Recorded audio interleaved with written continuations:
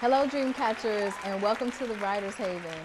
I am your host, Helena, and this is part 2 of our 2-part series entitled Poetry Flow. I'm joined by my good friends and poets, Monda Webb, Charles Stokes, and Hermond Palmer, and we're discussing the genre of poetry writing and our passion for it. Join me in welcoming back to the Haven, Monda, Charles, and Hermond. Hey.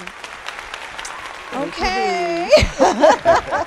So, Dreamcatchers, for those of you who missed it, in part 1 of our 2-part series, we talked about poetry writing in general. We talked about the poets that inspired us, and we talked a little bit about their writing.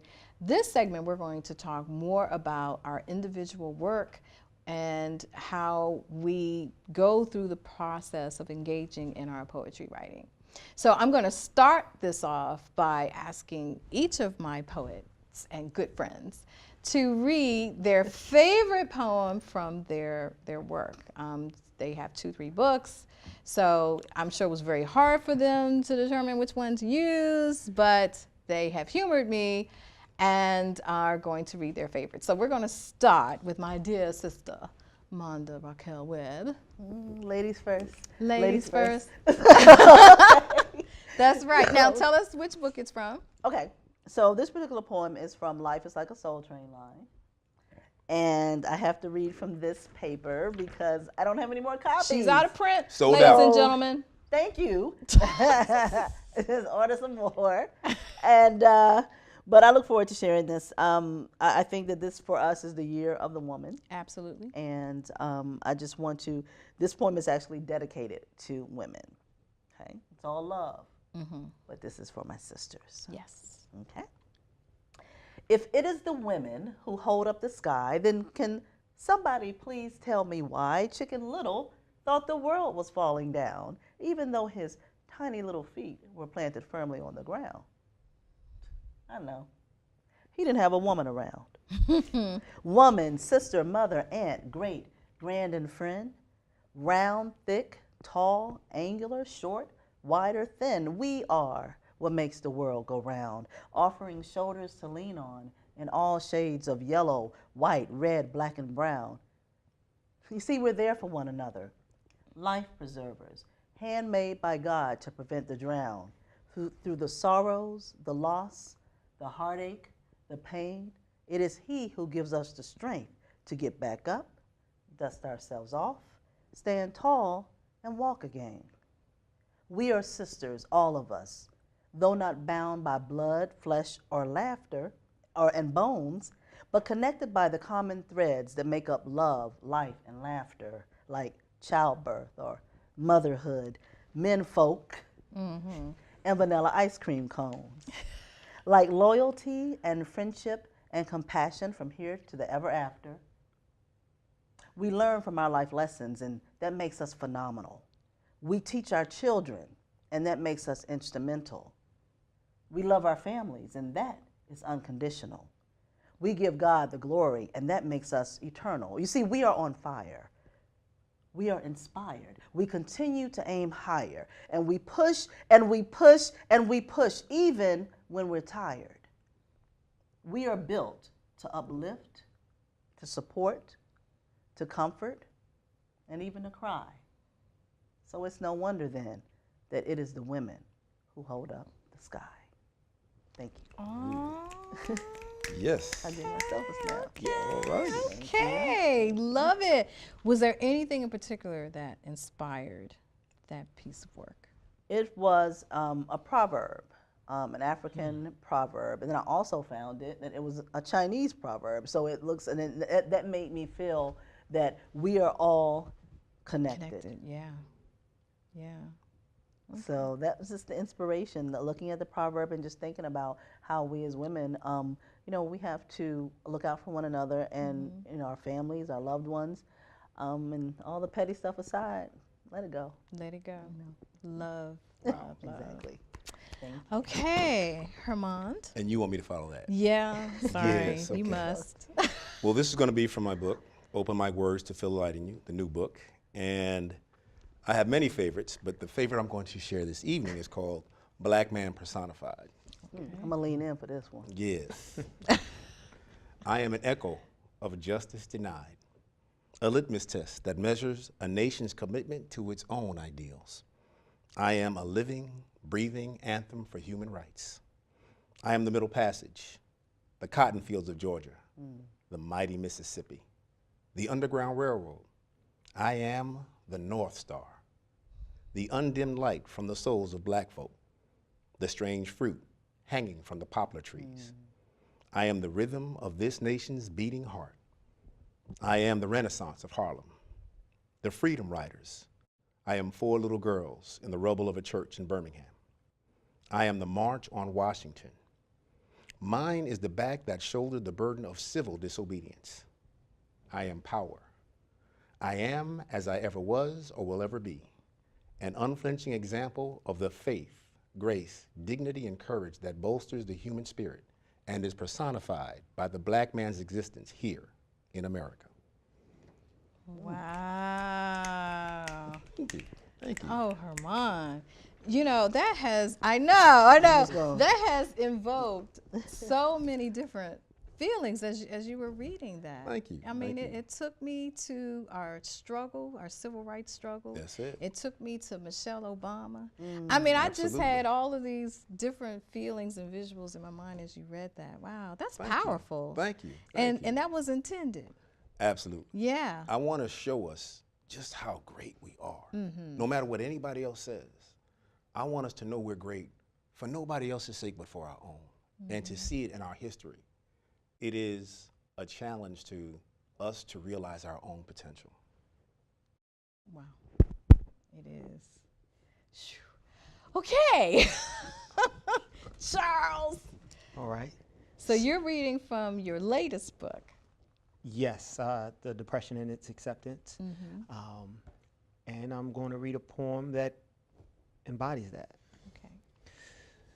So I was perched on a branch of depression, where anxiety's feathers flap, panic nests, where my thoughts rest. Bedded in the cover of trauma, tucked between here and the end of September, surrounded by falling fauna.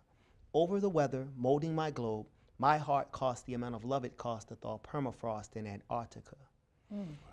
Empathy for those who would watch me wither in winter weather without a jacket, nylon or leather. Love letters seem to warm these geostorms that form when misinformed weather warns of a woman's scorn.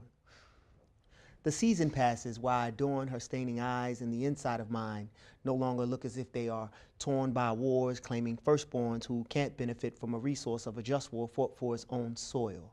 Scorched by scores of sworn soldiers sown on stealing his own oil. Toiling over what this means and the tree that I stoically sit, it would only befit if society labeled me amid anguish, agony, and arrogance a misfit. I insist the weather requires a sweater, as I stare harshly in my reflection, trying to convince my depression that its acceptance has been dismissed. Wow. Wow. All righty. Okay. Very, very. And he deep. memorized it. He memorized it. That's the and- crazy part. And the flow that you Oh my talked gosh, about, the rhythm and all. that you talked about in part 1 of this was very, very evident in how you read it and how you performed it. That was beautiful. That was awesome. Thank you. Gosh. Thank you. So I saw wars. I saw innocence. I saw chaos. But then I saw something else, like a little slither ray of hope, but it was dim. What did you see? I was drawn to like the Mideast and the challenges that they face, and the fight for peace. Yeah. And we're all born. We're not asked to come here, but we're here, and we deal with the circumstances with which we're dealt. And I think of these children who have to endure so much, and it's not their fault. You're a deep brother. Yeah, yeah. I looked at the calamity and having a bird's eye view of all the trauma that we cause ourselves as humans, and the questions that we ask ourselves: is it worth it, right? And what can we do to change it? So, yeah, I got a lot out of it. So Yeah. Thank you. Thank you. You need to do a CD. Straight up. Yes. We can read it, but we can't do it like you. And when you do it, people get it. You need to do a CD. Right, DVD, right. video. So let's talk about that, because we kind of talked a little bit about that during the break between the shows. So let's just start with yours and the flow. So there's how you read it, and then it's written in your book, and how you read it and how you want it to come across. The way that you show it, the way that you have it written in the book is going to play a lot into how the reader interprets it. So let's, I'm not, we're going to start with you, but I want everybody to kind of join into the discussion, because as poets, we're very deliberate about how we phrase things. So for that piece of work, and since you stole my copy of your book, I can't see. I wanted to read along while you're reading it. While you were performing it. But so it was written, and the phrasing was as you said it? Slightly different. Slightly different. When performing it, I have to change words for flow purposes. But at the same time, in the book, I want to keep it so when the reader reads it, I don't want to lose them. Particularly some of the breaks. The breaks are one line off.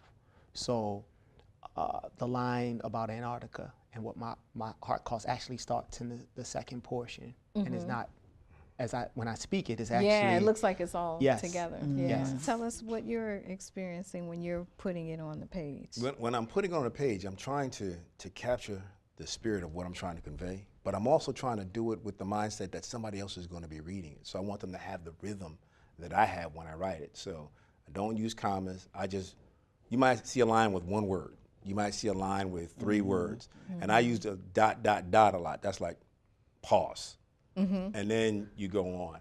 And by doing that, my hope is that they can have a better shot at replicating what I hear in my head as I'm writing this, what I hear in my mind when I'm reading it to myself, to try to approximate what I'm experiencing so that I know they can get the same experience and appreciate it as I hope it would be. Yes.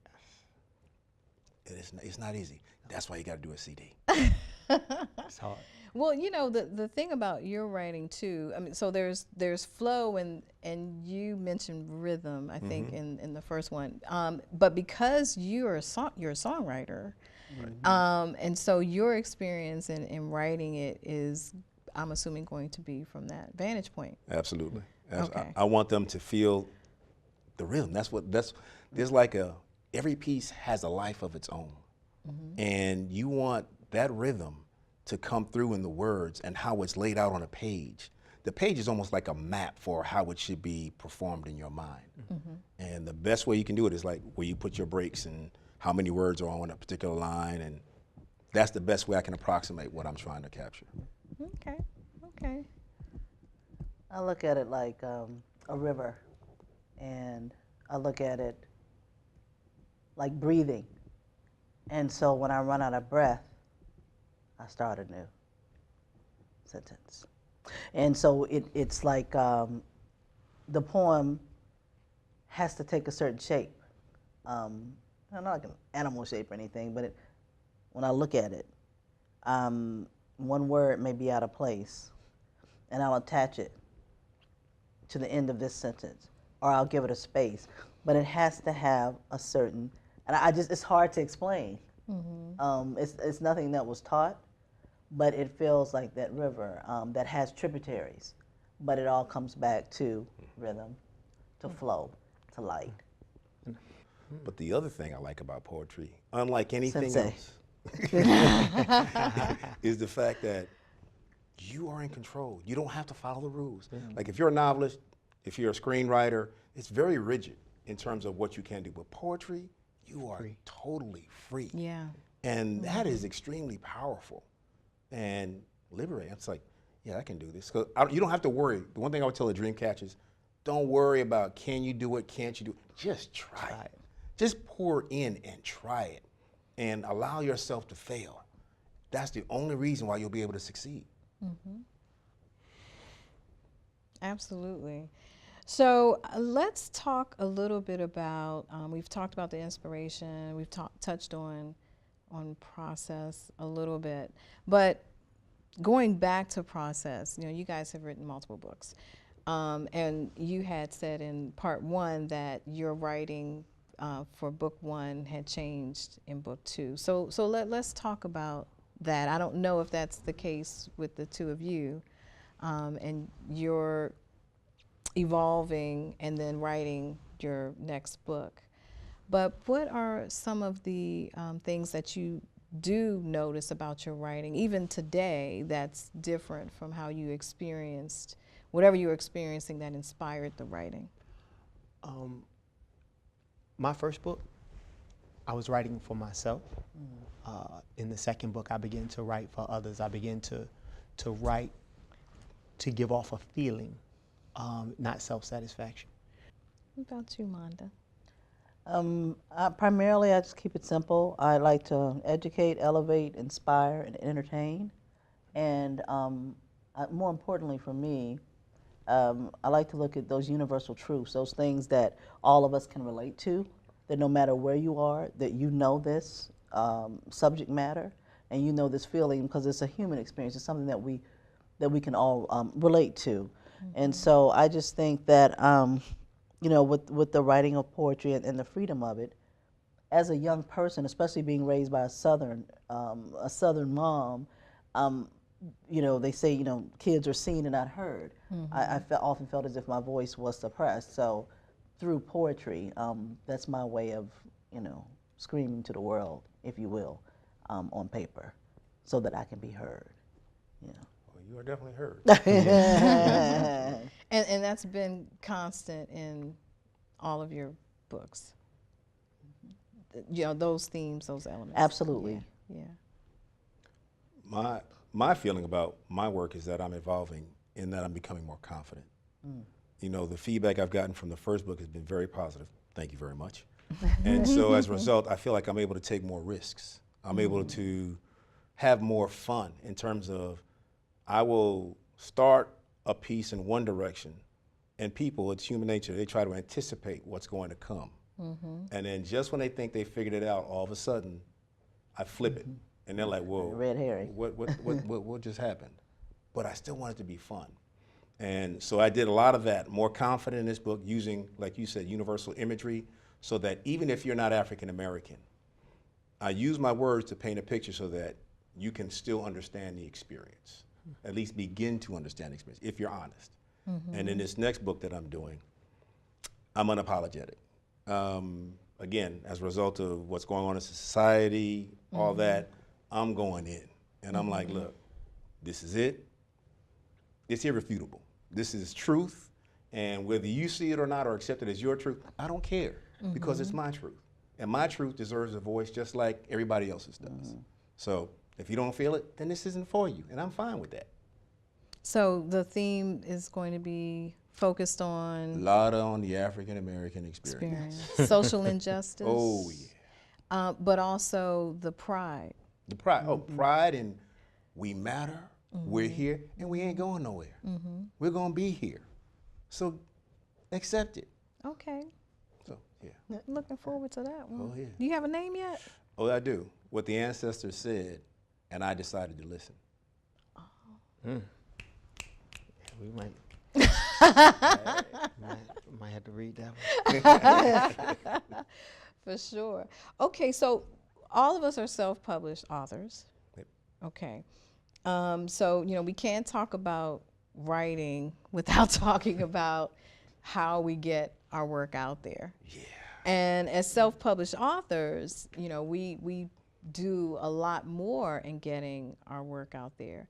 But one thing that, and I may be completely wrong in my thinking of this, but you know, one thing that I take pride in as being a poet is just this feeling that, as you said a moment ago, you know, the freedom of writing. So, you know, if I want to put a comma there and it may not be grammatically correct, that's okay. So that there's the freedom of doing that. And that actually, I believe, puts us on a different pedestal and echelon of writing, the genre of poetry. So, you know, now that I have, you know, this big-headedness about me, about poetry, I feel that it also kind of ties into how we connect with our readers. And in connecting with our readers and how we not only publish our books, but how we market our books. So let's talk a little. I mean, am I by myself on this? No, Okay. no, not at all. Not at all. See, No. we're all there. Okay, so let's talk a little bit about that. And that experience with dealing with a fan base, as you used the word earlier, or just people who have just come across our work and has an appreciation for it as self-published authors. How does that tie in? In this area, we're blessed to have busboys and poets. Yes. So you can go there, and if you're fortunate enough to get there early enough to get on the list, you get to perform your work. And that's almost like a laboratory, because once you perform it, you're getting real-time feedback from people who know poetry, are interested in poetry, and who could potentially buy poetry. So that's one way when you start building credibility with that audience.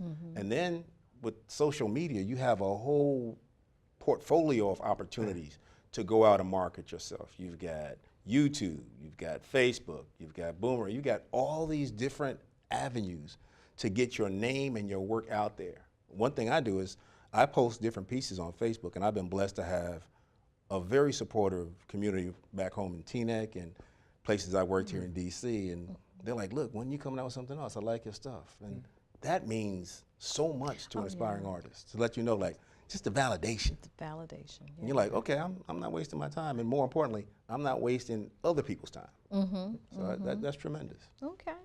Okay. So- Any other thoughts? Yeah, well, I know you have your thing. You really have a thing.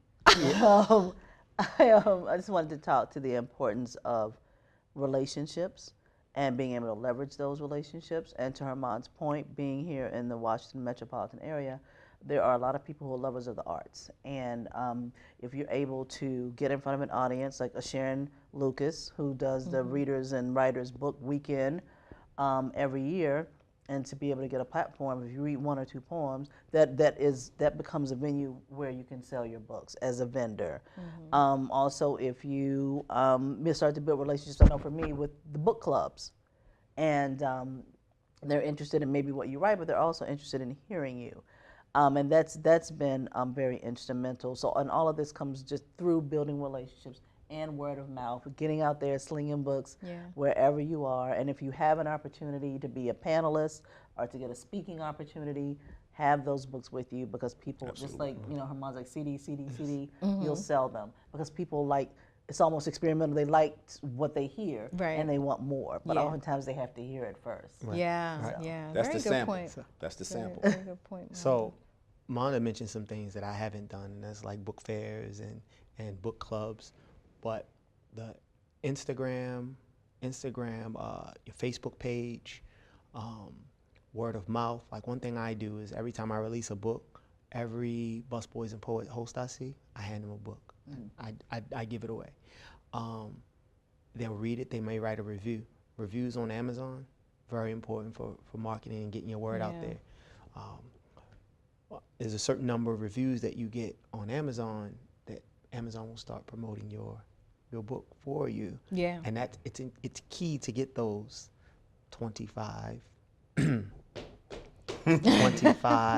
Positive reviews. Right.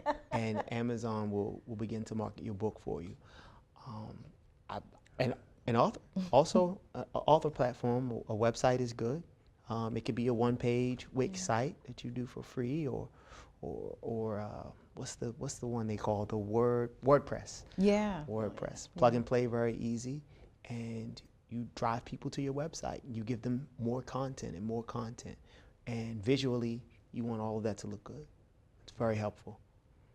One thing I got to say, I was waiting. You giving us this platform is tremendous. I mean, so many people would not know about Hermond Palmer if not for the Writers Haven. Oh my so goodness. I appreciate you. Having this opportunity is tremendous. I mean, this is a game changer. you. So thank you. Seriously. Oh, wow, wow. I do it for the dream catchers, those people who are inspired to write and to look at those examples that are embodied in the three of you tonight, and just hearing how you do what you do. and being able to connect the dream catchers to dreamers who will eventually also become dream catchers is why I do what I do. Well, thank you for doing it. And please keep on. And I shall. I know that we're running out of time, but I do want to just ask one question before we wrap, and that is, what's next? What do you guys have going on? What's in the pipeline for each of you? Amongst the many things. As far as books, I am looking at compiling a coffee table book called In Between Raindrops that takes a look at images, it's beautiful images, and some of my music. Okay, we'll be looking out for it. You'll be back on the Haven talking about it. What about you, Charles? So next for me is on March 19th, I published this chapbook about Pisces. And so, but I actually have a partner, and we are going to publish a chapbook series involving the zodiac. Okay, Mr. Hermond. Aquarius. Got a couple. Well, in 5 seconds or less. 5 seconds. I'm excited about this poster project I'm doing with a brother, Chris Barkley, who's a wonderful, phenomenal photographer, and it's art through activism. And it's going to be about 10 to 15 pieces. You'll see an iconic portrait, and you'll see my words to complement it and set the mood. Oh, nice. So we're real excited, and that's what's next. Okay, well, cool. I mean, you guys never disappoint. Come up with these extraordinary things that you're doing as you continue on your journey of writing and just artistry in general, just the creativity that's in the room. I could just feel the vibe. So Dreamcatcher, that wraps our 2-part series entitled Poetry Flow. I hope you enjoyed the discussion and that it infused golden nuggets into your writing process. You can follow poets Monda Webb, Charles Stokes, and Hermond Palmer on Facebook, Instagram, and Twitter for more information about their work and projects. And if you missed part 1 of this series, you can catch it in any of our missed shows by connecting with us on YouTube, iTunes, iHeartRadio, Spreaker, Sonos, Alexa, SoundCloud, and Spotify. Just search for us under the title, The Writers Haven Show with V. Helena, and subscribe. Until next time, I will see you in the Haven, and I want you to catch fire on purpose.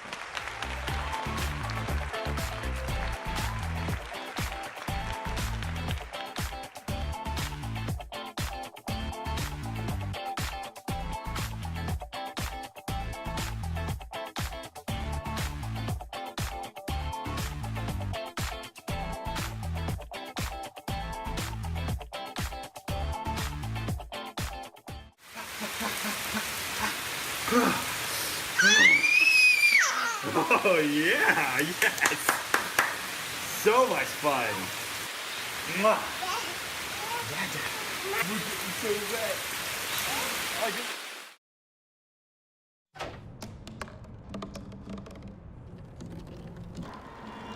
Everybody has a dream.